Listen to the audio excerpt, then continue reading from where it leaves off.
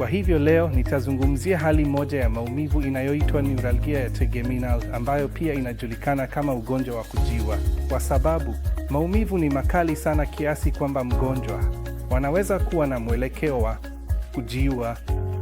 Kwa hivyo kuna chaguo tofauti za matibabu kwa ajili yake.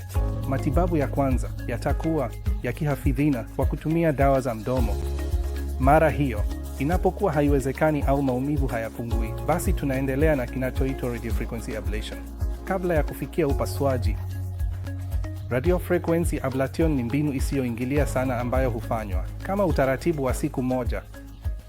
Katika hiyo, tunaingiza sindano moja kupitia upande wa mdomo na kuingia kwenye neva ya trigeminal ambayo husababisha maumivu.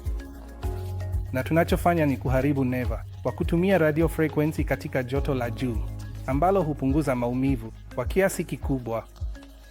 Mafanikio ya matibabu haya ni makubwa sana na ni mbinu isiyoingilia sana.